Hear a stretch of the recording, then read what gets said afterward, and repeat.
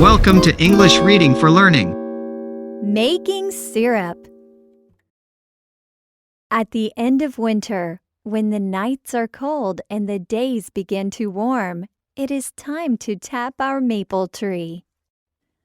Mom drills a hole into the tree for the shiny silver spile.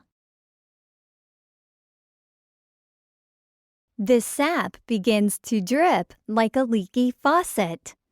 We hang a bucket underneath the spile to catch the sap. I catch a clear drop on my fingertip. It looks like water and tastes only a tiny bit sweet. When the nights turn warmer, the drips stop.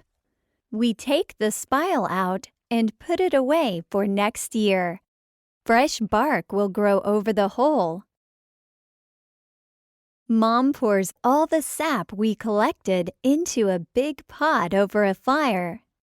The sap boils all day long until it is almost gone. The air smells sweet.